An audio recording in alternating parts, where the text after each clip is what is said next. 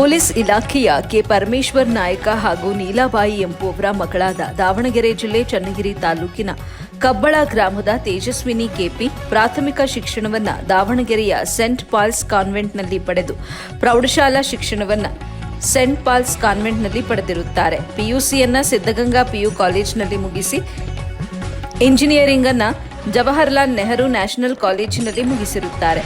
ಇವರು ಪ್ರಾಥಮಿಕ ಶಿಕ್ಷಣ ಪಡೆಯುವಾಗಲೇ ದೈಹಿಕ ಶಿಕ್ಷಕಿ ಪ್ರೇಮ ಹಾಗೂ ಕ್ಲಾಸ್ ಟೀಚರ್ ಪ್ರೇಮಕುಮಾರಿ ಇವರ ಪ್ರೇರಣೆಯಿಂದ ಥ್ರೋಬಾಲ್ ಆಟವನ್ನು ಆಡಿ ಹೋಬಳಿ, ತಾಲೂಕು, ಜಿಲ್ಲಾ, ರಾಜ್ಯ ಮಟ್ಟ ಮತ್ತು ರಾಷ್ಟ್ರ ಮಟ್ಟದಲ್ಲಿ ಪ್ರಶಸ್ತಿಯನ್ನು ಪಡೆದಿರುತ್ತಾರೆ.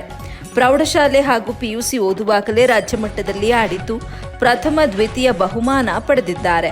ನಂತರ Jawaharlal Nehru national college of engineering ಕಾಲೇಜಿನಲ್ಲಿ ಯೂನಿವರ್ಸಿಟಿ ಆಟಗಾರ್ತಿಯಾಗಿ ಆಯ್ಕೆಯಾಗಿ ರಾಜ್ಯ ಮಟ್ಟದಲ್ಲಿ ಆಡಿರುತ್ತಾರೆ. ನಂತರ BA ಶಿಕ್ಷಣ ಮುಗಿದ 2 ವರ್ಷಗಳ ನಂತರ ರೈಸ್ ಥ್ರೋಬಾಲ್ ಅಕಾಡೆಮಿ ಇವರನ್ನ ಗುರುತಿಸಿ ಭಾರತ ನೇಪಾಳ್ ಇಂಟರ್ನ್ಯಾಷನಲ್ ಥ್ರೋಬಾಲ್ಗೆ ಭಾರತದಿಂದ ಸೆಲೆಕ್ಟ್ ಮಾಡಿರುತ್ತಾರೆ. 24/3/2026 ರಿಂದ 26/3/2026 ನೇಪಾಳದಲ್ಲಿ ನಡೆದ ಇಂಡೋ ನೇಪಾಳ್ ಇಂಟರ್ನ್ಯಾಷನಲ್ ಥ್ರೋಬಾಲ್ ಚಾಂಪಿಯನ್ಶಿಪ್ನಲ್ಲಿ ಗೆದ್ದು ಗೋಲ್ಡ್ ಮೆಡಲ್ ಪಡೆದು ಭಾರತಕ್ಕೆ ತಂದಿರುತ್ತಾರೆ.